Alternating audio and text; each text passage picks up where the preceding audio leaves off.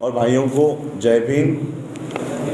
अभी जो सिंगर यहाँ पर मिशनरी सिंगर गाना गा रहे थे, इतना पंजाबी में समझ नहीं पाया, लेकिन उनका थीम ये था कि अगर हमें परिवर्तन चाहिए तो हमें कुछ करना होगा। यही था, कुछ गलत तो नहीं कह रहा हूँ। तो 4 दिन में थोड़ी थोड़ी पंजाबी में समझने लग गया हूँ, और 4 दिन रहा तो पंजाबी बोलने भी लग जाऊँगा, लेकिन आप लोग वो उसे सुन नहीं पाओगे, वो मेरी पंजाबी। तो ये कुछ है क्या? अगर परिवर्तन चाहिए तो हमें कुछ करना होगा, तो ये कुछ है क्या? बाबा साहब अम्बेडकर जी ने हमारा ये काम भी कर दिया है कि आपको क्या करना है, ये भी बाबा साहब निर्धारित कर गए हैं। यानी ये सोचने की भी हमको बाबा साहब ने हमारे लिए इतनी मेहनत करने का भी बाबा साहब हमारे लिए छोड़कर नहीं गए कि आगे चलने के बाद, मेरे जाने के बाद मेरे लोग कहाँ भटक जाएंगे। इसलिए बाबा साहब ने उस कुछ का भी नियोजन करके रखा है कि हमें क्या करना है, हमें क्या करना है, किस दिशा में जाना है। और जब ये गाना मैं सोच रहा था, जब उनके ही गाने में, मिशनरी सिंगर के गाने में कुछ बातें आ रही थी कि हम लोग रिस्पेक्ट की हमारी मूवमेंट है, सेल्फ रिस्पेक्ट की मूवमेंट है। बाबा साहब अम्बेडकर जी को इसी पंजाब से ये आमंत्रण दिया गया, बाबा साहब को न्योता दिया गया कि बाबा साहब ने जब हिंदू धर्म छोड़ने की बात की, अलग अलग धर्म के लोगों ने बाबा साहब को न्योता दिया कि बाबा साहब आप हमारा धर्म स्वीकार कर लीजिए। क्रिश्चियनों ने बाबा साहब को न्योता दिया, मुस्लिमों ने दिया, सिखों ने बाबा साहब को न्योता दिया, बाबा साहब आप हमारा धर्म स्वीकार कर लीजिए, सिख धर्म स्वीकार कर लीजिए। बाबा साहब की जो हमारे पुराने लोग बातें करते हैं, बताते हैं कि बाबा साहब की सोने के पालकी में, सोने के रथ में यहाँ से यात्रा निकाली थी। बाबा साहब को ये भी कह दिया गया था कि बाबा साहब आपको क्या चाहिए, आपके समाज के लिए स्कूल चाहिए, कॉलेज चाहिए। सिख धर्म स्वीकारने से पहले ही बाबा साहब को मुंबई में खालसा कॉलेज दे दिया गया। आज भी वो खालसा कॉलेज खड़ा है, खालसा कॉलेज दे दिया गया। बाबा साहब ने मेरे दादाजी को, मुकुंदराव अम्बेडकर जी को यहाँ पंजाब की धरती पे भेजा, यशवंतराव जी को भेजा और कहा कि जाओ जरा जाकर सिख धर्म में क्या होता है जरा देख कर आओ, उसमें किस तरह से व्यवहार होता है, किस तरह से हम लोगों को रखा जाएगा, हमारे साथ किस तरह से व्यवहार किया जाएगा, जरा इसकी पढ़ाई करके आओ। मेरे दादाजी यहाँ पंजाब में आए और मेरे ख्याल से उनके साथ कोई गलत सलूक हुआ होगा, कहीं अलग बिठाया गया होगा, तो बाबा साहब को जो हुआ उनके साथ उन्होंने बाबा साहब को बता दिया। बाबा साहब को सोने के पालकी में बिठाने को सिख तैयार थे, बाबा साहब को स्कूल, कॉलेज, यूनिवर्सिटी देने को सिख धर्म के लोग तैयार थे, लेकिन फिर भी बाबा साहब ने सिख धर्म नहीं अपनाया। क्योंकि सिख धर्म में आने के बाद भी आप अगर हमको मजहबी सिख, महार सिख, चमार सिख, वाल्मीकि सिख बना के रखोगे तो हमें ऐसे धर्म में नहीं आना है। बाबा साहब को इतना पैसा देने के बावजूद बाबा साहब सिख नहीं हुए। क्यों? क्योंकि बाबा साहब की लड़ाई पैसों के लिए, प्रॉपर्टी के लिए, स्कूल कॉलेज के लिए नहीं थी। बाबा साहब की लड़ाई आत्मसम्मान की लड़ाई थी, सेल्फ रिस्पेक्ट की बाबा साहब अम्बेडकर जी की लड़ाई थी। और इसलिए बाबा साहब ने बौद्ध धर्म को अपनाया कि इस धर्म में जाओ, एक ऐसा धर्म। क्रिश्चियन बाबा साहब को क्रिश्चियन धर्म में लाने के लिए कोशिश कर रहे थे। अगर बाबा साहब क्रिश्चियन हो जाते तो आज आधा विश्व आप लोगों के पीछे खड़ा हो जाता। क्या चाहिए? कॉन्वेंट स्कूल चाहिए, हॉस्पिटल चाहिए। इस्लाम में अगर बाबा साहब चले गए होते तो पूरे इस्लामिक कंट्रीज आज आप लोगों को पैसे देते। सिख हो जाते तो आज पूरे वर्ल्ड के सिख आप लोगों के साथ खड़े हो जाते हैं। लेकिन क्या हमें सेल्फ रिस्पेक्ट मिलती है? कभी आप लोग साउथ में आके देखो, आंध्रा में, केरला में, हमारे जो शेड्यूल कास्ट के लोग हैं वो वहाँ पर क्रिश्चियन हो गए, वो क्रिश्चियन हो गए हमारे लोग, शेड्यूल कास्ट के लोग। लेकिन आज भी उनको, उनकी जो चर्चेस है वो अलग है, उनके चर्च अलग है। जो ओरिजिनल क्रिश्चियंस है उन्होंने अपने आप में उनको समा नहीं लिया। आज भी शेड्यूल कास्ट के लोग जब मुस्लिम बन गए हैं, आकर देखो उनके मस्जिदें अलग है, अंसारी, कुरैशी, ये सब हमारे शेड्यूल कास्ट के लोग हैं। इनके साथ यानी वही जातियां जो हिंदू धर्म में थी, वही जातियां हम इस्लाम में लेकर चले गए, वही जातियां क्रिश्चियन धर्म में पाई जाती है। इसलिए बाबा साहब ने ऐसा मार्ग ढूंढा कि ऐसा धर्म जिसके पास कुछ भी नहीं था, जिस धर्म को इस देश से उखाड़ फेंक दिया गया था, खत्म कर दिया गया था, बौद्ध धर्म का नामो निशान तक इस देश में नहीं था, बाबा साहब ने ऐसा धर्म उसको पुनर्जीवित किया। किसी एस्टैब्लिश धर्म में जाने के बजाय एक ऐसा धर्म बाबा साहब ने इस देश में पुनर्जीवित किया जहां पर कुछ भी नहीं था, ना कोई स्कूल देने को तैयार था, ना कॉलेज देने को तैयार था, ना कोई सोने की पालकी में बाबा साहब का स्वागत करने को तैयार था, ना कोई पैसे देने को तैयार था। ऐसा धर्म बाबा साहब ने अपनाया और देश के लोगों को कहा, आप लोगों को कहा कि अगर कहीं पर भी कोई आपके साथ गैर बराबरी करता है, इस बौद्ध धर्म में आओ, पूरे विश्व के बौद्ध आपके साथ खड़े हो जाएंगे। भले ही हमारे पास पैसा ना हो, भले हमारे पास स्कूल ना हो, कॉलेज ना हो, लेकिन अपने अधिकार इन बौद्ध देशों के सामने जाओ, इनके सामने जाकर हम बौद्ध हैं ये ठाम करके बताओ, ये डट कर उनको बताओ और अपनी व्यवस्था वहां से खड़ी करो। बाबा साहब ने हमको ये आदेश दिया जाते जाते। उनके जीवन का कंक्लूजन बाबा साहब ने बौद्ध धर्म के माध्यम से हम लोगों को देकर गए, लेकिन हम लोग आज ये समझ नहीं पा रहे। थोड़ी आज अब बाबा साहब के जीवन के ऊपर, जीवनी के ऊपर बातें कर रहे हो। मैं समरी में बाबा साहब का जीवन आपके सामने रखना चाहता हूं। क्यों बाबा साहब ने अलग अलग धर्मों में जाने के बजाय बौद्ध धर्म क्यों स्वीकारा? बाबा साहब की मूवमेंट, चाहे वो सोशल हो, एजुकेशनल हो, रिलीजियस हो, ये समराइज्ड वे में मैं आप लोगों को बताना चाहता हूं। 1917 में बाबा साहब भारत में आए, पढ़ाई पूरी करके भारत में आए। भारत में आने के बाद बाबा साहब ने हर एक मिनट सिर्फ और सिर्फ अपने समाज के बारे में बाबा साहब ने सोचा। 1917 में जब बाबा साहब आए, इस देश में अंग्रेजों का राज हुआ करता था और उस समय एक नया कानून हर 10 साल में कॉन्स्टिट्यूशन बना करता था अंग्रेजों का, government of India act. Every 10 years में वो बनाया जाता था, वो अमेंड किया जाता था। और आने वाले सालों में यही गवर्नमेंट ऑफ इंडिया एक्ट बनने जा रहा था, जिसके लिए south bureau committee, Simon commission का अपॉइंटमेंट गठन किया गया था। ये कमेटी भारत में आई और आने वाले संविधान में भारत के लोगों को वोट देने का अधिकार मिलना चाहिए, इसके लिए ये कमेटी अधिकार देने के लिए आई। गांधी, नेहरू, इन लोगों ने इन कमेटी को अपने बयान दिए। गांधी, नेहरू के कहने के, उनके बयान के अनुसार इस देश में वोट देने का अधिकार सिर्फ 3 वर्गों को मिलना चाहिए, ऐसा इन्होंने बयान दिया। जो लोग पढ़े लिखे हैं, 8वीं पास होने का सबूत दिखा सकते हैं, ऐसे ही लोगों को वोट देने का अधिकार मिलना चाहिए। दूसरा वर्ग, जो लोग इनकम टैक्स भरते हैं, प्रॉपर्टी टैक्स भरते हैं, ऐसे ही लोगों को वोट देने का अधिकार मिलना चाहिए।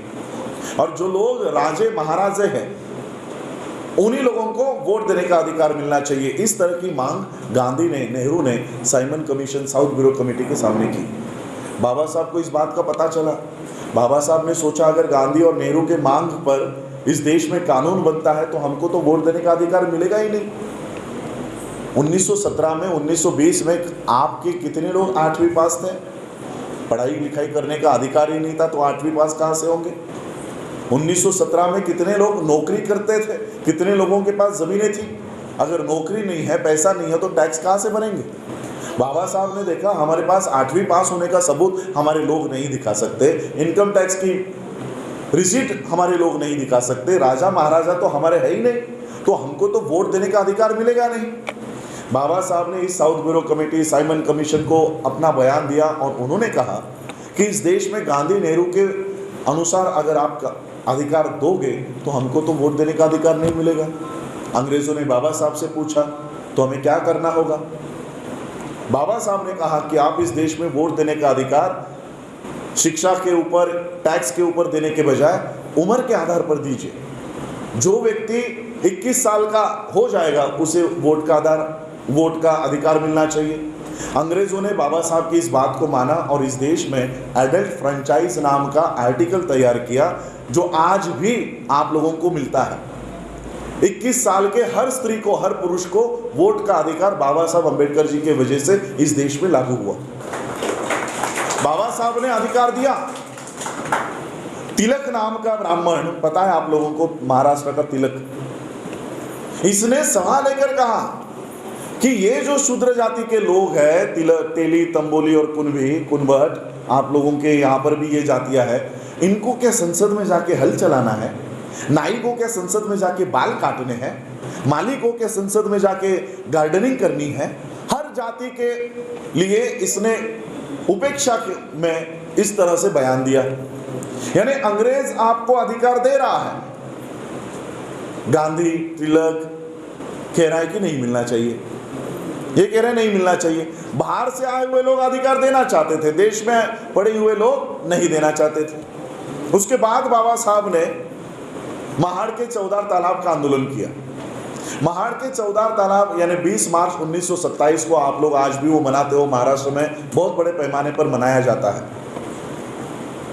लेकिन 20 मार्च 1927 से भी पहले, 4 या 5 साल पहले ये कानून बन गया था। बोले कमीशन, कभी पढ़ो, बोले कमीशन में यानी ये रिजोल्यूशन पास किया गया था कि अंग्रेजों के अंडरटेकिंग में जितने भी कुएं हैं, जितने भी तालाब हैं, वो सारे के सारे सभी लोगों के लिए खुले हो जाएंगे, उसका पानी कोई भी पी सकता है। अब अंग्रेजों का वो अधिकार का क्षेत्र, उनका तालाब, उनके तालाब से पानी पीने का अधिकार देने के बावजूद हमारे लोग पानी को हाथ नहीं लगा रहे थे। 1923 में ये कानून पास हुआ था। 1923 में कानून बनने के बावजूद 1923, 1924, 1925, 1926, 1927 के 20 मार्च तक हमारे लोग उस तालाब पर जाने से डरते थे। बाबा साहब ने 1923 में देखा कि कैसे लोग हैं हमारे, अधिकार मिलने के बाद, अधिकार देने के बावजूद ये अपना अधिकार नहीं ले रहे। 5 साल बाबा साहब ने छोटी छोटी बैठकें की, गांव गांव में जाकर बाबा साहब ने बैठकें की, अपने लोगों को अधिकार, उनके अधिकार के बारे में समझाया। और इसका परिणाम यह हुआ कि 20 मार्च 1927 को 50,000 लोग अपने अपने गांवों से निकलकर उस महाड़ के चौदार तालाब के यहाँ पहुंचे। बाबा साहब अंबेडकर जी ने जैसे ही पानी को हाथ लगाया और वो पानी बाबा साहब ने पिया, बाकी के 50,000 लोगों ने क्या किया? क्या किया पता है आपको? आपने कोई फोटोज तो देखे होंगे ना बाबा साहब का पानी पीते हुए। बाकी के लोगों ने क्या किया? बाबा साहब को नमन किया या पानी पिया? क्या किया? बाबा साहब ने जो काम किया उसको उन्होंने रिपीट किया। इसको बोलते हैं अनुयायी। अनुयायी का मतलब क्या होता है? अपने लीडर का अनुकरण करना, अनुकरण करना। अब आप मुझे बताओ, हम लोग अनुयायी हैं या भक्त हैं? हम लोग अनुयायी हैं, तो हमें अपने लीडर का अनुकरण करना चाहिए। बाबा साहब ने पानी पिया तो उन 50,000 अनपढ़ लोगों ने बाबा साहब के आगे हाथ नहीं जोड़े। बाबा साहब जो काम कर रहे हैं वो काम उन्होंने किया। 50,000 लोगों ने पानी पिया, इन लोगों ने पानी पिया, वो तालाब खुला हो गया सबके लिए। दूसरे ही दिन वहां के ब्राह्मणों ने कोर्ट में केस डाल दी कि ये तालाब अंग्रेजों का नहीं है, ये हमारा है, और इसलिए इस तालाब पर इन अछूतों को आने से रोका जाए। कोर्ट में केस चली गई। 25 दिसंबर 1927 को फिर से बाबा साहब अंबेडकर हजारों अनुयायियों को लेकर वहां इकट्ठा हो गए। अंग्रेज पुलिस ऑफिसर इसने बाबा साहब को चिट्ठी भेजी कि बाबा साहब, मैं आप महाड़ के चौदार तालाब पर जाने से पहले मैं आपको मिलना चाहता हूँ। तो बाबा साहब ने कहा कि ठीक है, आकर मिलो। तो उस अंग्रेज ऑफिसर ने बाबा साहब से कहा, पुलिस ऑफिसर ने, कि बाबा साहब हम आपके अधिकार के खिलाफ नहीं है, हमने ही तो आपको अधिकार दिया है, तो हम आपके अधिकार के खिलाफ नहीं हैं, लेकिन इस व्यवस्था ने, यहाँ के ब्राह्मणों ने आपके खिलाफ कोर्ट में याचिका डाली है कि ये तालाब हमारा है, और वहां पर स्टेटस को यानी ऑर्डर पास हुआ है कि जब तक निर्णय नहीं होगा कोई वहां पर नहीं जाएगा। तो मैं आपसे विनती करने आया हूं कि आप उस तालाब पर मत जाओ। अगर आप जाते हो तो हमें आपको अरेस्ट करना पड़ेगा, हमें आपको अरेस्ट करना पड़ेगा, क्योंकि कोर्ट ने ऑर्डर दिया हुआ है। बाकी के सारे लोगों ने कहा कि बाबा साहब अरेस्ट किया तो हम लोग भी अरेस्ट होने को तैयार हैं, लेकिन हम जाएंगे। लेकिन बाबा साहब ने कहा नहीं, हम नहीं जाएंगे, क्योंकि ये व्यवस्था क्या करना चाहती है? लड़ाई ब्राह्मणों की और अछूतों की है, लड़ाई सवर्णों की और शूद्रों की है। ये लड़ाई को सरकार की और हमारी लड़ाई बनाना चाहते हैं। इसलिए बाबा साहब ने फिर से अपने आंदोलन की दिशा बदली और बाबा साहब ने कहा कि पानी पीने के बजाय जो व्यवस्था हमको पानी पीने से रोकती है उसको हम जलाएंगे। और 25 दिसंबर 1927 को बाबा साहब ने मनुस्मृति को उसी महाड़ के तालाब के बगल में मनुस्मृति को जलाया। बाबा साहब ने अंग्रेजों को या कोर्ट के ऑर्डर को नहीं जलाया। उस कोर्ट ने किस वजह से ऑर्डर दिया है, वो ऑर्डर कहां से आया है, ये व्यवस्था हमको कौन सी व्यवस्था है जो हमको अधिकार नहीं देना चाहती है? वो मनुस्मृति। मनुस्मृति कहती है कि शूद्रों को अधिकार नहीं होना चाहिए। तो बाबा साहब ने मनुस्मृति को वहां जलाया। बाबा साहब ने फिर देखा अंग्रेज अधिकार दे रहा है, मनुस्मृति नहीं दे रही है। बाबा साहब ने मनुस्मृति जलाई। 1930 में हम थोड़ा और आगे बढ़ते हैं। 1919 में वोट का अधिकार मिला। 1927 में महाड़ का चौदार तालाब का आंदोलन हुआ। 1930 में, क्योंकि हम हिंदू हैं, उस समय हम हिंदू हैं, तो बाबा साहब ने कहा कि चलो तुम लोग हिंदू हो ना, आज इसकी भी परीक्षा हो जाए। बाबा साहब ने वहां पर 20 से 25 हजार लोगों को इकट्ठा किया और महाराष्ट्र के नासिक जिले में कालाराम टेम्पल है, वहां पर कालाराम मंदिर है, सबको कहा कि अगर हम हिंदू हैं तो हम मंदिर में जाएंगे। और जैसे ही बाबा साहब मंदिर में प्रवेश करना शुरू किया, अंदर से दरवाजे, जो बड़े बड़े दरवाजे लगे थे, वो अंदर से बंद कर दिए गए और बाबा साहब के ऊपर अंदर से पथराव किया गया। एक पत्थर बाबा साहब के माथे पर आकर लगा और वहीं पर बाबा साहब ने मीटिंग ली। बाबा साहब ने मीटिंग लेकर कहा कि देखो, हम अपने आप को हिंदू समझ रहे थे, अगर हम हिंदू हैं तो वो बगल में से एक कुत्ता अंदर जा रहा था और अंदर जाके बैठ गया मंदिर के अंदर। अगर हम हिंदू हैं तो हमें मंदिर में क्यों नहीं लिया जाता? एक कुत्ता मंदिर के अंदर जा सकता है लेकिन हम नहीं जा सकते। बाबा साहब ने वो उन लोगों को समझाया और 1935 में बाबा साहब ने ये घोषणा की कि हिंदू जन्म लेना ये मेरे बस में नहीं था, ये मेरे हाथ में नहीं था, लेकिन मैं हिंदू मरूंगा नहीं, मैं हिंदू मरूंगा नहीं। बाबा साहब ने 1935 में ये घोषणा की। बाबा साहब ने घोषणा की, उसके बाद संविधान निर्माण करने की बारी आई। कई सारे बाबा साहब ने हक और अधिकार बीच के पीरियड में दिए। जब इस देश का संविधान निर्माण करने की नौबत आई, संविधान सभा नाम का एक पार्लियामेंट, एक गठन किया गया कि ये जो लोग हैं यही संविधान निर्माण करने का काम करेंगे। ये इसके लिए इलेक्शंस डिक्लेयर किया गया कि कौन कौन लोग संविधान सभा में जाएंगे। बाबा साहब ने मुंबई से तैयारी शुरू की। बाबा साहब मुंबई से संविधान सभा के सदस्य के लिए इलेक्शन के लिए खड़े हुए। नेहरू और पटेल ने आकर बाबा साहब से कहा कि बाबा साहब, हमने सुना है आप संविधान सभा में जाना चाहते हो, संविधान सभा में जाने की तैयारी कर रहे हो, लेकिन हम आपको ये बताने के लिए आए हैं कि संविधान सभा के दरवाजे ही नहीं, खिड़कियां भी हमने आपके लिए बंद रखी है, आप कैसे आओगे संविधान सभा में? बाबा साहब, उनकी what Congress and Gandhi have done to the untouchables, ये किताब अगर पढ़ते हो तब आपको पता चलेगा कि बाबा साहब कितना संघर्ष कर रहे थे कि इस देश का जो संविधान बनने वाला है, अगर उसमें मैं नहीं गया तो मेरे लोगों के हक और अधिकार में कैसे सुरक्षित कर पाऊंगा। बाबा साहब अंग्रेजों को समझा रहे हैं कि हमारे लोगों का प्रतिनिधि अगर इस संविधान सभा में नहीं होगा तो इनके हक और अधिकार की लड़ाई, इनके हक और अधिकार की बातें कौन करेगा। बाबा साहब की इस व्यथा को पश्चिम बंगाल में बैठे हुए जोगेंद्रनाथ मंडल, इन्होंने देखा और बाबा साहब को वहां बुलाया कि बाबा साहब, ये लोग आपको मुंबई से चुनकर नहीं आने दे रहे, आप बंगाल में आइए। बाबा साहब को बंगाल में बुलाया और उनका चुना हुआ एक कैंडिडेट, उसको सीट खाली करवाई और वो सीट बाबा साहब को दी और बाबा साहब को संविधान सभा में भेजा। 298 मेंबर्स में से एक थे बाबा साहब। ड्राफ्टिंग कमेटी के चेयरमैन पद पर कैसे पहुंचे बाबा साहब? 9 दिसंबर 1946 की डिबेट कभी पढ़ लो। जब इस संविधान सभा का कामकाज शुरू हुआ, इस संविधान सभा के कामकाज में नेहरू ने कोई रिजोल्यूशन रखा, नेहरू ने कोई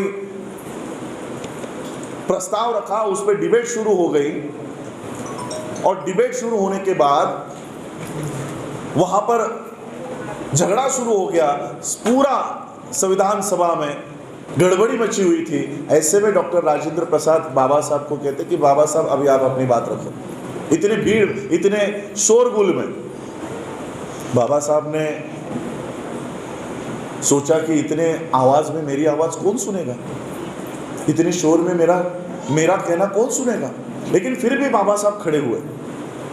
10 मिनट का समय बाबा साहब को दिया गया था और जैसे ही बाबा साहब ने अपनी बातों को कहना शुरू किया, जो लोग शोर कर रहे थे, जो लोग आवाज कर रहे थे, वो शांत होकर बाबा साहब को सुनने लग गए। 10 मिनट का समय बाबा साहब को दिया गया था, आधे घंटे तक बाबा साहब का स्पीच चला और सभी लोग जो शोर कर रहे थे शांत हो गए और बाबा साहब जो बातें कह रहे थे उसको सुनने लग गए। और जैसे ही बाबा साहब सीट पर अपने बैठ गए, सभी सभागृहों ने ताली बजाकर बाबा साहब का स्वागत किया। उन तालियों में एक संदेश था कि हम 300 लोगों में एक व्यक्ति ऐसा उपस्थित है जो सारे सभागृहों का काम अकेला कर सकता है।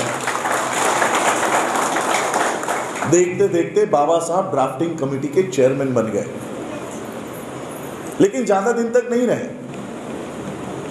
बाबा साहब जिस कॉन्स्टिट्यूंसी से चुनकर गए थे, उस कॉन्स्टिट्यूंसी को नेहरू के बदमाशी के वजह से पाकिस्तान में डाल दिया गया। बाबा साहब इंडिया के मेंबर रहे नहीं, क्योंकि बाबा साहब भारत के संविधान सभा में ना रहे, इसलिए केवल पश्चिम बंगाल का भाग पाकिस्तान को दे दिया गया, जिस कॉन्स्टिट्यूंसी से बाबा साहब चुनकर आए थे। अब बाबा साहब भारत के संविधान सभा के मेंबर रहे नहीं, बाबा साहब की सदस्यता खत्म हो गई। बाबा साहब ने देखा ये नेहरू की बदमाशी है, ये जानबूझकर मुझे संविधान सभा से निकालना चाहता है, इसलिए मेरी कॉन्स्टिट्यूंसी को इसने पाकिस्तान में डाल दिया है।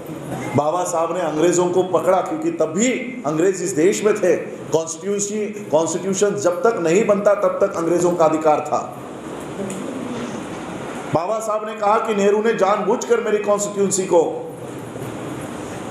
पाकिस्तान को दे दिया गया है, मुझे आपसे न्याय चाहिए, मुझे आपसे जस्टिस चाहिए। और तब बाबा साहब को फिर से नेहरू को बोला गया कि जब तक बाबा साहब को आप संविधान सभा पर नहीं देते तब तक आपके देश को आज़ादी नहीं दूंगा। और फिर नेहरू की ये मजबूरी हो गई। आज इस बात का प्रचार राहुल गांधी करता है। 14 अप्रैल आती है तो कहता है बाबा साहब को हमने संविधान सभा में लाया था। जब नेहरू की मजबूरी हो गई, अंग्रेजों ने कहा कि बाबा साहब को जब तक संविधान सभा में नहीं लाते हो तब तक कामकाज आगे नहीं बढ़ेगा।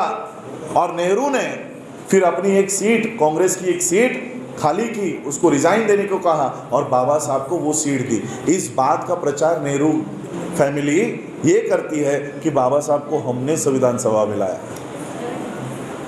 हमको हमारा इतिहास पता होना चाहिए।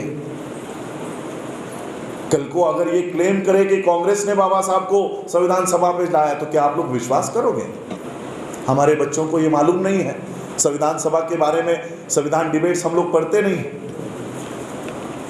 बाबा साहब ने देखा कि अंग्रेज मुझे ले रहा है और मेरे ही देश का आदमी मुझे बाहर निकालता है।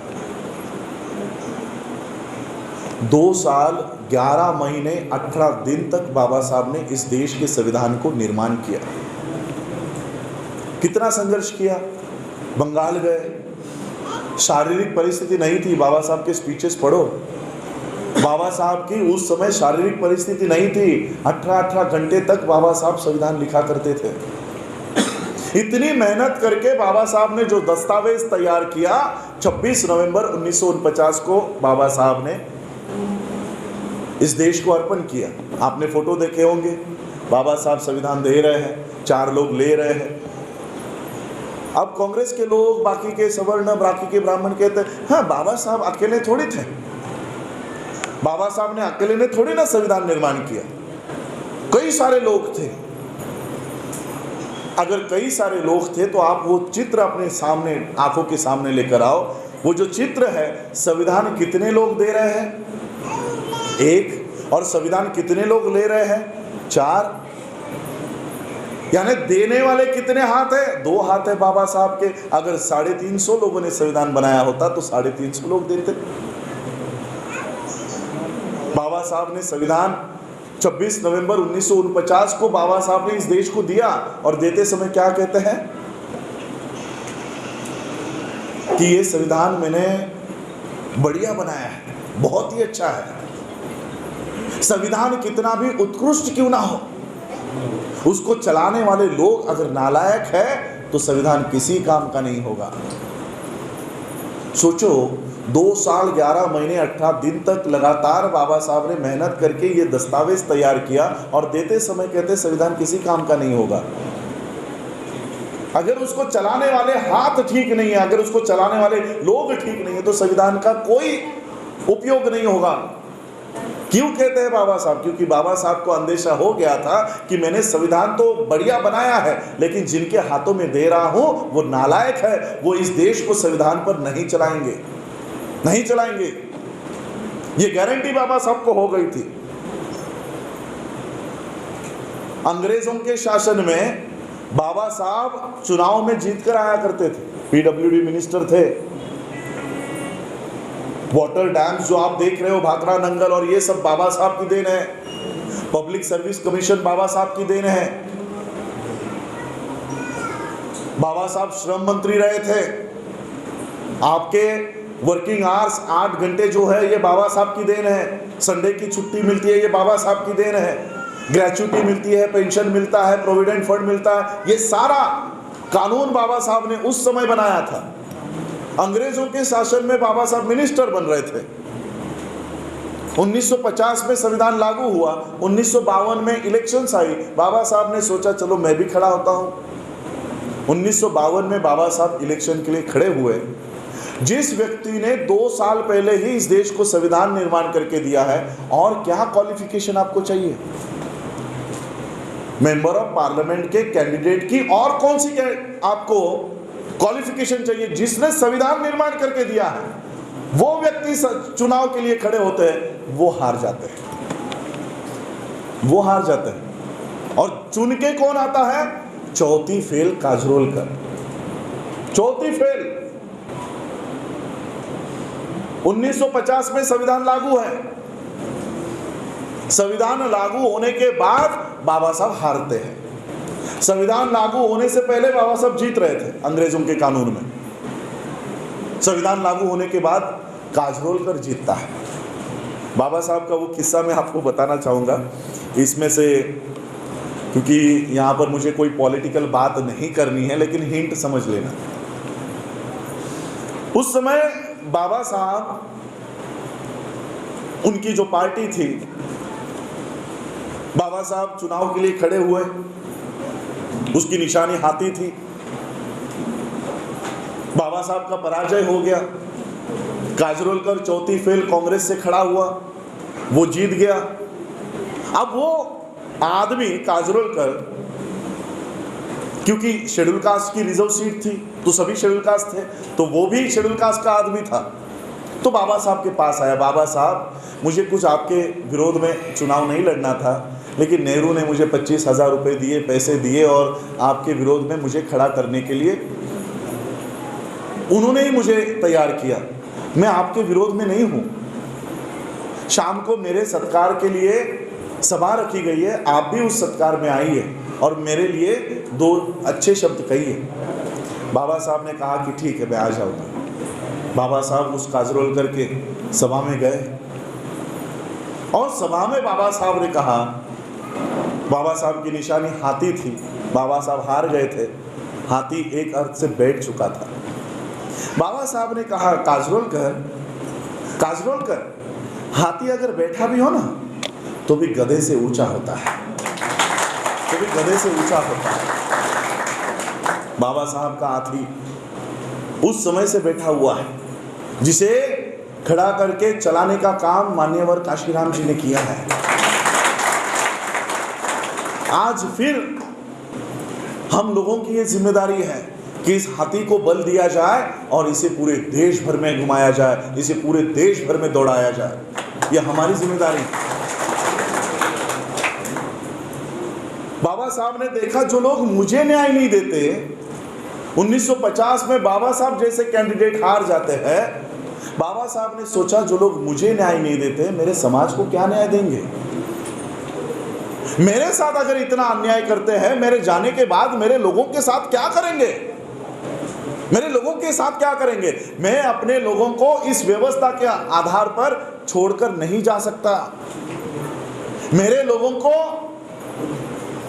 इस नेहरू के सरकार के, मोदी के सरकार के हवाले नहीं करके जा सकता। मैं उस समय मोदी सरकार नहीं था, मैं सांकेतिक अर्थ में कहना चाहता हूं कि ये ब्राह्मणों के अधिकार में इनके हवाले बाबा साहब हमको करके नहीं जाना चाहते थे। अब करे क्या, देश तो आजाद हो चुका है, अंग्रेज तो आपके मदद के लिए आने नहीं वाले हैं। अंग्रेज आए तब जाके आपको शिक्षा का अधिकार मिला, अंग्रेज आए तब जाके आपको हथियार रखने का अधिकार मिला। मेरे दादा परदादा तो बाबा साहब होते हैं, लेकिन बाबा साहब के दादा परदादा मिलिट्री मैन थे, सैनिक थे। मनुस्मृति में हम लोगों को वेपन रखने का अधिकार नहीं था, अंग्रेजों ने हमको वेपन रखने का अधिकार दिया, ट्रेन किया, शिक्षा दी, कंपलसरी एजुकेशन था बाबा साहब को। अगर बाबा साहब को नहीं पढ़ाओगे तो पिता के सैलरी में से पैसे कट होते थे, कंपल्सन था मिलिट्री मैन के लोगों को। पेशवाओं ने क्या किया, बाबा साहब के पिताजी के बटालियन बंद करवा दी, इनको मिलिट्री में आने से रोका जाए। ब्राह्मणों ने मिलिट्री की एंट्री हमारी बंद करवाई, मिलिट्री बंद हो गई, एजुकेशन बंद हो गया, वेपन रखने का अधिकार भी चला गया, जिसे बाबा साहब ने फिर से एस्टैब्लिश करवाया। महार बटालियन नाम की बटालियन आज भी है। बाबा साहब के पिताजी उस बटालियन के मेंबर हुआ करते थे। बाबा साहब जब छोटे थे तब उनकी सर्विसेज बंद कर दी गई, और जब बाबा साहब बड़े हुए, बाबा साहब ने अपना इतिहास जाना, तब जाकर बाबा साहब ने फिर से इस बटालियन को शुरुआत किया। आज हमारे लोग फिर से उस मिलिट्री में हैं। बाबा साहब ने देखा जो लोग मुझे अधिकार नहीं देते मेरे लोगों को क्या अधिकार देंगे, इस व्यवस्था के स्वाधीन में मेरे लोगों को नहीं करके जा सकता। अंग्रेज तो हमारे मदद के लिए नहीं है। 1950 में बाबा साहब अंबेडकर मंत्री होते हुए बाबा साहब वर्ल्ड फेलोशिप ऑफ बुद्धिस्ट के कॉन्फ्रेंस के लिए गए थे। पहली बार वर्ल्ड फेलोशिप ऑफ बुद्धिस्ट के कॉन्फ्रेंस में गए।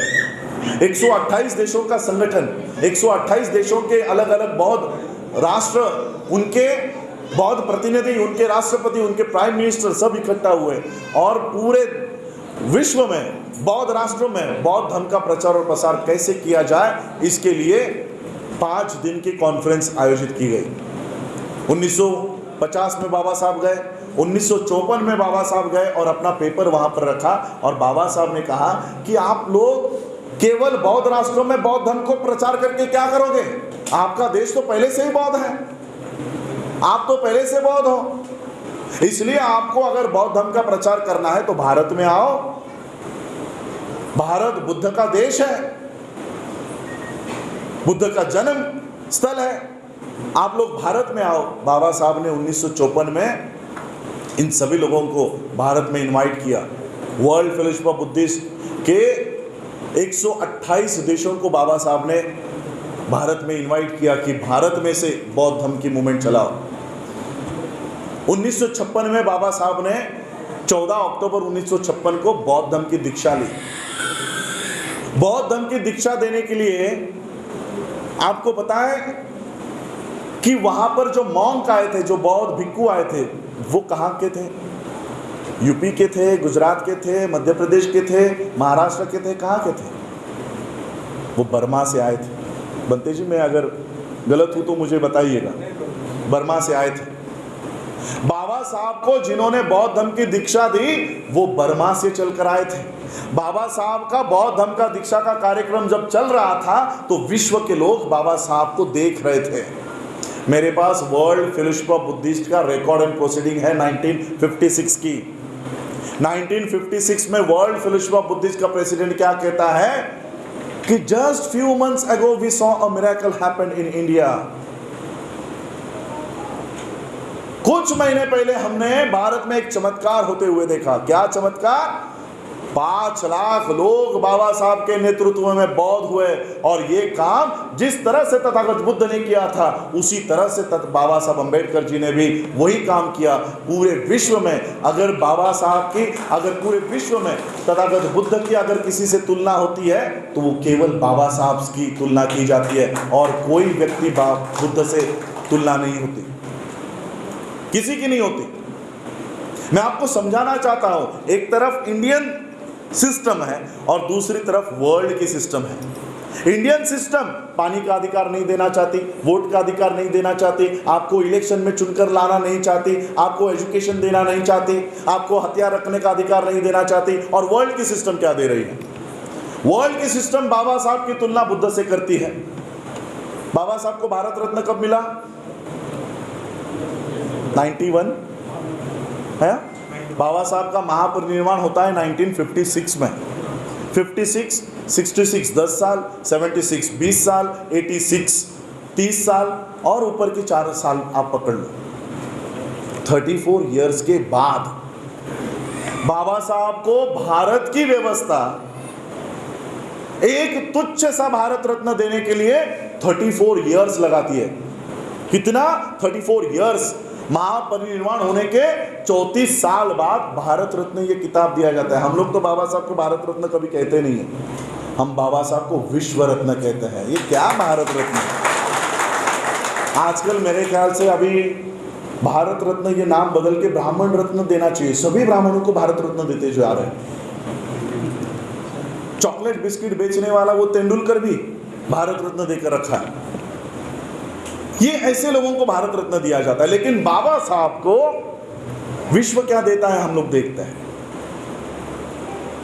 बाबा साहब को भारत की सिस्टम भारत रत्न देने के लिए 34 इयर्स उनके महापरिनिर्वाण के बाद लगाती है, लेकिन वही विश्व का president, world fellowship of Buddhist का प्रेसिडेंट बाबा साहब को जीते जी बोधिसत्व ये पदवी देता है। बोधिसत्व पूरे विश्व में इसको माना जाता है। बाबा साहब को विश्व ने कितना क्या दिया है इसका अनुभव मुझे यूनाइटेड नेशंस के बुद्धिस्ट कॉन्फ्रेंस में आया। UNDV करके एक कॉन्फ्रेंस होती है जो हर साल होती है।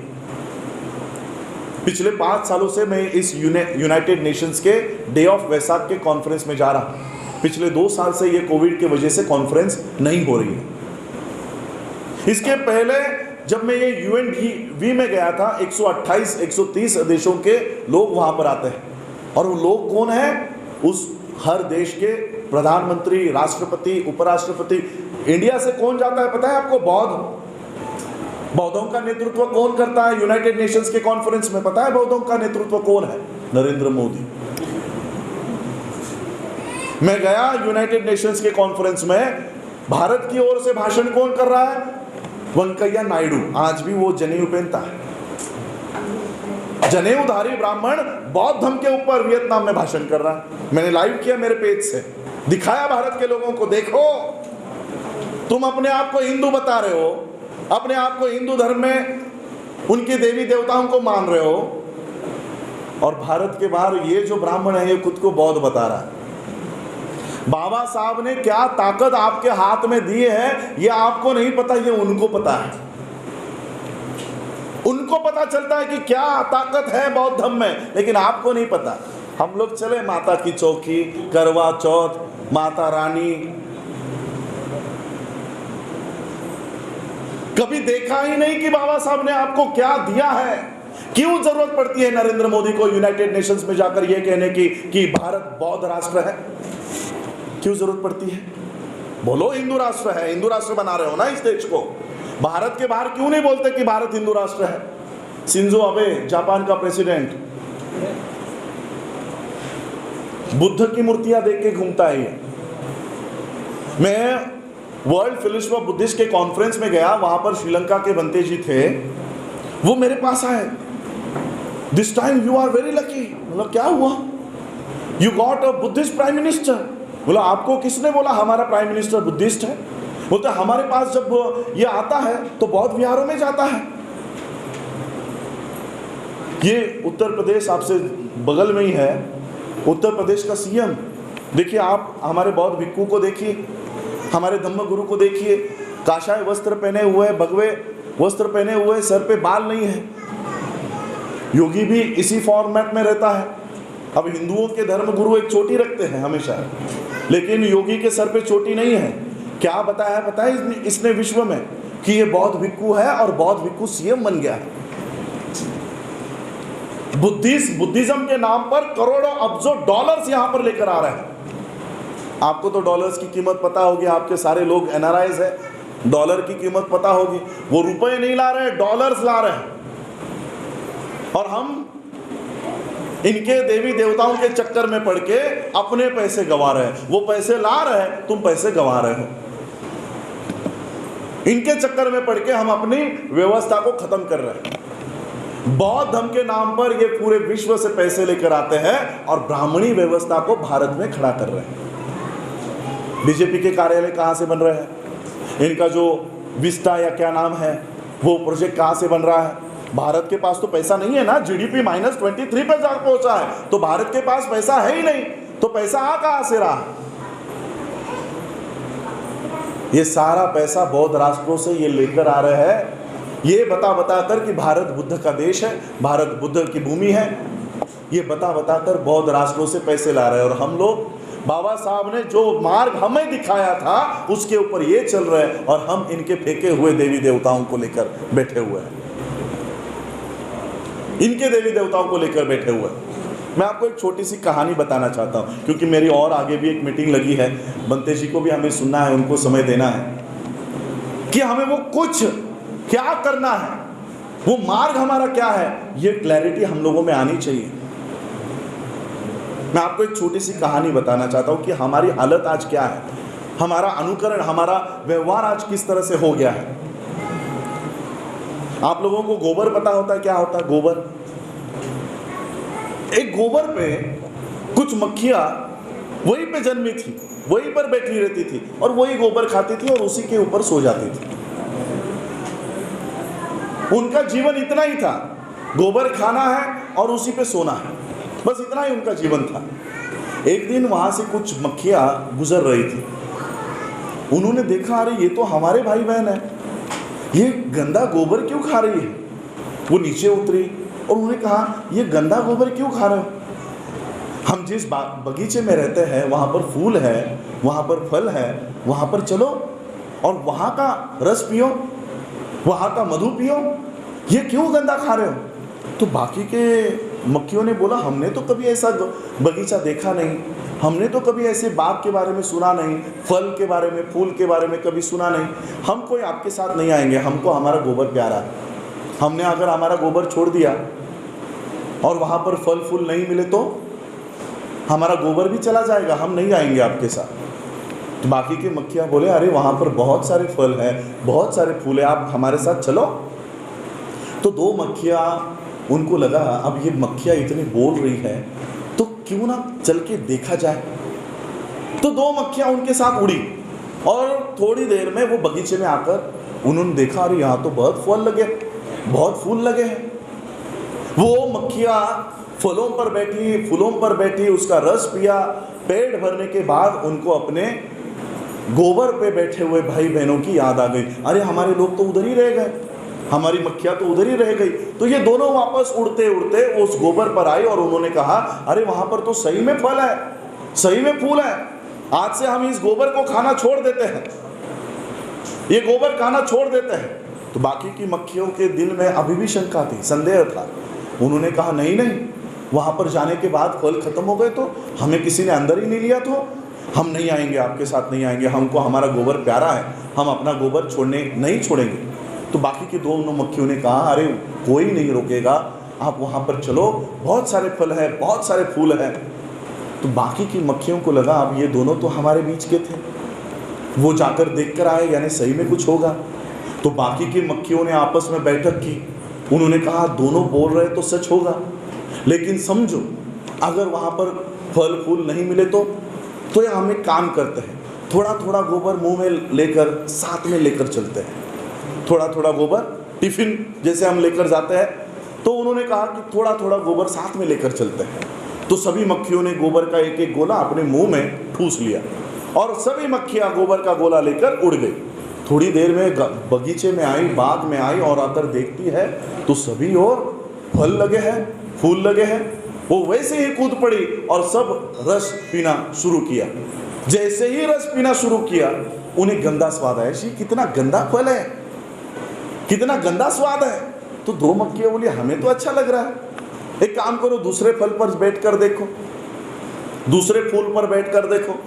दूसरे फल का, दूसरे फूल का रस पीने के बाद फिर उनको गंदा स्वाद आने लग गया। दोनों मक्खियों को लगा कुछ तो गड़बड़ है। एक मक्खी आगे आई और बाकी के मक्खियों को बोला अपना मुंह खोलो, तो अपना मुंह खोलो। जैसे ही उन्होंने मुंह खोला अंदर गोबर का गोला वैसे ही था। हमारी हालत भी ऐसे ही है। बाबा साहब अम्बेडकर हमें इस बगीचे में लेकर आए, इस बाग में लेकर आए कि आओ यहाँ का मधु चखो, यहाँ का रस चखो। हम इस बाग में आते समय ब्राह्मणी धर्म के गोबर का गोला मुंह में रखकर इस बगीचे में आ रहे हैं। इस बगीचे में आते समय माता को लेकर आ रहे हैं, गणेश को लेकर आ रहे हैं, शंकर को लेकर आ रहे हैं, सबको लेकर आ रहे हैं। इसलिए इस बगीचे का ये रस आप लोगों को स्वाद नहीं दे रहा है, इसलिए स्वाद नहीं दे रहा। इसका स्वाद मोदी लेकर जा रहा है। मोहन भागवत की आप लोग ऑफिशियल वेबसाइट जाकर चेक कर लो।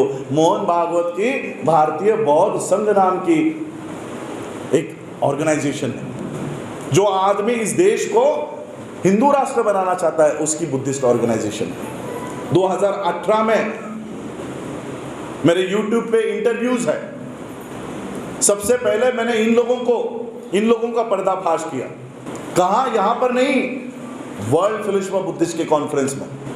वहां के प्रेसिडेंट को बताया ये बुद्धिस्ट तो है ही नहीं। जो बौद्धों का यहां पर नेतृत्व कर रहे हैं, तिवारी, त्रिपाठी, शर्मा, टीका लगा कर आते हैं।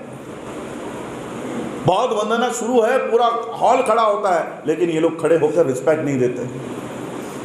ऐसे लोग भारत के बाहर जाकर बौद्ध धर्म का नेतृत्व कर रहे हैं और हम लोग यहां लगे हैं इनके मंदिरों के चक्कर में। जो व्यवस्था बाबा साहब ने हमको दी, वॉल्यूम 18 पार्ट 3 बाबा साहब का पढ़ो। क्या लिखते हैं बाबा साहब? अगर इस देश की व्यवस्था तुमको न्याय नहीं देती है तो बौद्ध बन के विश्व के सामने जाओ, ये सारे बुद्धिस्ट कंट्रीज तुम्हारे साथ खड़े हो जाएंगे। इतनी बड़ी व्यवस्था देकर गए बाबा साहब। बाबा साहब को पता था संविधान बहुत अच्छा है, लेकिन जिनके हाथों में है वो तुमको संविधान के अधिकार नहीं देंगे, संविधान में लिखे हुए अधिकार नहीं देंगे। और इसलिए हमको अपनी व्यवस्था खड़ी करनी है, हमको अपनी व्यवस्था खड़ी करनी है। बाबा साहब ने 1956 में आपको बौद्ध धर्म में लाया। हम लोग आज भी उस मार्ग को देखने को तैयार नहीं है।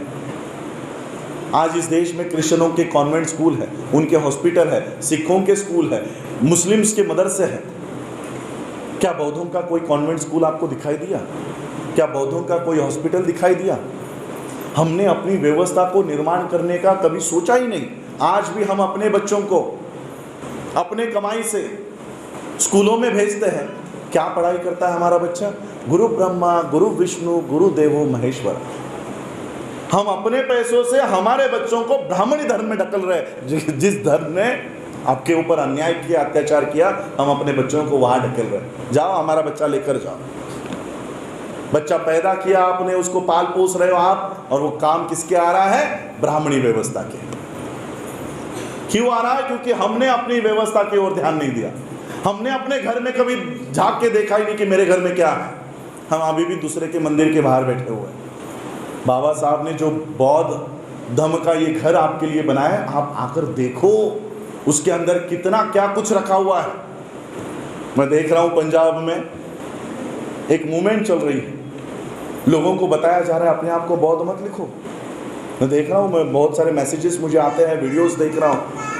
आने वाले जनगणना में बौद्ध मत लिखो। महाराष्ट्र में भी ये चल रहा है। बौद्ध लिखोगे तो रिजर्वेशन जाएगा, बौद्ध लिखोगे तो आपके एजुकेशन में रिजर्वेशन नहीं मिलेगा, आपको नौकरी में रिजर्वेशन नहीं मिलेगा। मुझे बताओ रिजर्वेशन कहाँ मिलता है? प्राइवेट स्कूल में कि सरकारी स्कूल में? सरकारी स्कूल में। सरकारी स्कूल है या खत्म हो गई? सरकारी स्कूलों के जगह पर रायन इंटरनेशनल आ गया। न्यू एजुकेशन पॉलिसी 2020 पढ़ो। सारे सरकारी ज़मीनों पर अब रिलायंस स्कूल बांधेगी, अंबानी स्कूल बांधेगा। पोद्दार आएगा, रायन इंटरनेशनल आएगा, कैम्ब्रिज आएगा। रिजर्वेशन है उस स्कूल में? उस स्कूल में रिजर्वेशन मिलने वाला है? नौकरियों में रिजर्वेशन है। कौन सी नौकरियों में? प्राइवेट नौकरियों में या पब्लिक सर्विस में? पब्लिक अंडरटेकिंग में ही है ना। तो इन 3 सालों में तो सारी पब्लिक अंडरटेकिंग, 3 महीनों में सारी पब्लिक अंडरटेकिंग बेच दी है। एयर इंडिया बेच दी, रेलवे बेच दिया, बैंक्स बेच दिए, पीएसयूज बेच दिया, इंडियन ऑयल बेच दिया, एचपीसीएल बेच दिया, बीपीसीएल बेच दिया। जहां पर आपके लोग नौकरी किया करते थे वो सारा बेच दिया। अब प्राइवेट में कौन आपको रिजर्वेशन देने वाला है? यानी हम लोगों को बौद्ध मत लिखो, क्यों? नौकरी जाएगी, वैसे ही खत्म की है। बाबा साहब का एक स्पीच है। बाबा साहब को एक पत्रकार ने सवाल किया कि बाबा साहब आप अपने लोगों को मिसगाइड कर रहे हो, इनको गलत राह पर लेकर जा रहे हो, इनको बौद्ध बनाकर आप इनको हक और अधिकार से वंचित कर रहे हो, इनका रिजर्वेशन चला जाएगा, इनका रिजर्वेशन खत्म हो जाएगा। आपको पता है कि आपके लोगों को मरा हुआ जानवर, इसमें से 500 रुपया मिलता है, उसके सींग बेचने से, उसका मांस बेचने से, उसकी हड्डियां बेचने से। आप अपने लोगों को बोल रहे हो ये काम छोड़ दो, बौद्ध हो जाओ, तो आप अपने लोगों का नुकसान नहीं कर रहे हो? बाबा साहब ने कहा इसका जवाब अकेले में दूं कि सबके सामने दूं? पत्रकार ने कहा जैसे आप ठीक समझे। बाबा साहब ने पब्लिक लिए आज भी स्पीच 15 अक्टूबर 1956 का स्पीच लिखित है। बाबा साहब ने कहा कि ये पत्रकार कहता है कि मैं मेरे लोगों का नुकसान कर रहा हूं। आपको जो 500 रुपया मिल रहा था, 500 रुपया जो आपको मिल रहा था मरा हुआ जानवर खींचने का, मरा हुआ जानवर को साफ करने का, उसकी हड्डियां बेचने का, उसका मांस बेचने का, उसका 500 रुपया अब आपको नहीं मिलेगा। बाबा साहब ने कहा ये 500 रुपया मैं आपको देता हूं, ऊपर से मेरे तरफ से भी 500 रुपया देता हूं, ये गंदा काम तू करने को तैयार है क्या? उस ब्राह्मण को बाबा साहब ने पूछा ये काम तू कर, ये काम तू कर, हम बौद्ध बनते हैं, मैं मेरे लोगों का भला करने का मैं सोचता हूं। और बाबा साहब ने कहा कि डरो मत, आपका रिजर्वेशन चला जाएगा, इसके लिए डरो मत, आपके सारे अधिकार मेरे कोर्ट के खिसे में सुरक्षित है, आप डरो मत। हमने कभी बाबा साहब के उस किसे में झांकने की कोशिश ही नहीं की कि उस किसे में है क्या। आप रिजर्वेशन से नौकरी मांगोगे, लेकिन बौद्ध धर्म से नौकरी मांगने के बजाय नौकरी देने वाले बनोगे। पूरा विश्व भारत को बिजनेस देता है। बंते जी, जापान के लोगों को जब मैं मिला, वहां के बंते कहते हैं कि हम भारत की ओर पैर करके भी नहीं सोते। क्यों? क्योंकि भारत में बुद्ध का जन्म हुआ है, हम उस देश को इतना रिस्पेक्ट देते हैं। सोचो, जिस देश को सब बुद्धिस्ट कंट्रीज इतना रिस्पेक्ट देते हैं, क्या उस देश के बौद्धों के साथ ये पूरा विश्व खड़ा नहीं होगा? आज इस देश में जितने भी बिजनेस आते हैं, सीमेंस ले लो, जितने भी कंपनियां, बड़ी बड़ी कंपनियां हैं, ये सारे बुद्धिस्ट कंपनियां हैं, इस देश के लोगों को बिजनेस दे रही है। लेकिन वो बिजनेस जा किसको रहा है? अडानी को, अंबानी को। वो अपने आप को बौद्ध बता रहे हैं और सारा बिजनेस लेकर जा रहे हैं। इसलिए मैं हमेशा कहता हूं कि यहाँ पर एससी, ओबीसी, एसटी, अलग अलग जातियों में आइडेंटिटी लगाकर दलित बनकर घूमने से अच्छा है यहाँ पर जो अधिकार आप दलित के तौर पर मांग रहे हो, बौद्ध बनकर विश्व में जाओ और विश्व से अधिकार मांगो, वहाँ से अपने अधिकार मांगो। हम अपनी व्यवस्था खुद खड़े कर सकते हैं। इतना बड़ा रोल, इतना बड़ा काम बाबा साहब हमारे लिए कर गए हैं, हमें सिर्फ उसके ऊपर चलना है। हमें बाबा साहब ने वो सोचने का भी काम हमारे ऊपर सौंप कर नहीं गए कि मेरे जाने के बाद ये लोग किसी और दिशा में ना चले जाए। इसलिए बाबा साहब धम्म देकर गए कि मेरे बाद इस धम्म को फॉलो करो। 5 दिसंबर 1956 के रात 2 बजे तक बाबा साहब यानी अपने महापरिनिर्वाण के कुछ घंटों पहले तक बाबा साहब अपनी व्हील नहीं बना रहे थे कि मेरे बेटे को ये ज़मीन, मेरे नेफ्यू को ये, मेरे बीवी के लिए ये बंगला, ये कॉलेज, अपनी प्रॉपर्टी की विल नहीं बना रहे थे। बाबा साहब को अंदेशा हो गया था कि अब मैं ज़्यादा नहीं जी सकता। बाबा साहब रात के 2 बजे तक बुद्धा एंड हिज धम्मा का प्रीफेस तैयार कर रहे थे कि मेरे जाने के बाद मेरे लोग किस तरह से आचरण करें। इसलिए बाबा साहब पूरा रोड मैप तैयार करके दे रहे थे, 22 प्रतिज्ञा देकर गए। हम लोगों को उस मार्ग पर चलना है। हम लोगों को उतना सोचने की भी ज़रूरत नहीं है कि हमको क्या करना है। और इसलिए मैं आज आप लोगों से यही अपील करना चाहता हूं कि बाबा साहब ने जो मार्ग आपको दिखाया है, इस मार्ग पर 5 साल चलकर देखो, अपने आप को बौद्ध बनाकर देखो, पूरा विश्व आपके साथ खड़ा हो जाएगा। और हम जो आज किसी और के स्कूलों में अपने बच्चे भेज रहे हैं, ब्राह्मणों के बच्चे हमारे बुद्ध के सामने बैठकर त्रिशरण पंचशील कर सकते हैं। इतनी व्यवस्था हम खड़ी कर सकते हैं, इतनी ताकत इस धम्म में है। इस ताकत को मोदी ने पहचाना है, इस ताकत को मोहन भागवत ने पहचाना है। हम पहचान नहीं पा रहे, हम नहीं पहचान पा रहे। और इसलिए मैं आज आपके इस सम्मेलन में इतनी बात करना चाहूँगा कि बाबा साहब ने दिया हुआ जो धम्म है, बाकी के जो मूवमेंट्स हैं वो सभी लोग अपने अपने लेवल पर चला रहे हैं। पॉलिटिक्स जो कर रहे हैं उन्हें पॉलिटिक्स करने दीजिए, जो एजुकेशनल मूवमेंट चला रहे हैं उन्हें एजुकेशनल मूवमेंट चलाने दीजिए, जो आर्थिक उत्थान की मूवमेंट कर रहे हैं उन्हें वहाँ सपोर्ट कीजिए। अगर इतना भी काम हम कर सके तब भी हम इस देश की सक्षम, देखो आज क्रिश्चियंस माइनॉरिटी में है, जैन माइनॉरिटी में है, लेकिन कभी रिजर्वेशन मांगने के लिए, एजुकेशन के लिए, नौकरी के लिए रास्तों पर रैली नहीं निकालते। उन्होंने अपनी सिस्टम बनाई है इन 70 सालों में। अगर क्रिश्चियन अपनी सिस्टम बना सकता है तो हम क्यों नहीं बना सकते? हमें क्यों लड़ना पड़ता है बार बार? हमें क्यों एजुकेशन के लिए रास्तों के ऊपर उतरना पड़ता है? न्यू एजुकेशन पॉलिसी जब लागू होगी तब क्रिश्चियनों के, मुसलमानों के, जैनों के, सिखों के बच्चे नहीं अफेक्ट होंगे, आपके बच्चे अफेक्ट होंगे, क्योंकि आपने अपनी शिक्षा की व्यवस्था खड़ी नहीं की, आपने आपकी नौकरियों की व्यवस्था, व्यवसाय की व्यवस्था खड़ी नहीं की, आपने अपनी हेल्थ की व्यवस्था खड़ी नहीं की। और इसलिए हम लोगों को अपनी व्यवस्था के निर्माण के ऊपर भी काम करना होगा। इतना ही मैं कहता हूँ। आज आप लोगों ने मुझे यहाँ पर आमंत्रित किया, मेरा स्वागत किया, उसके लिए आप सभी लोगों का मैं आभार व्यक्त करता हूँ। मेरी बातों को आप लोगों ने गौर से सुना, उसके लिए आप सभी लोगों का आभार व्यक्त करता हूँ। अम्बेडकर सेना मूल निवासी ऑर्गेनाइजेशन के सभी पदाधिकारियों का आभार व्यक्त करता हूँ। सुमन जी का, सभी मणि जी का, सबका मैं आभार व्यक्त करता हूँ। आप लोगों का आभार व्यक्त करता हूँ। जय भीम, जय भारत, जय हिंद।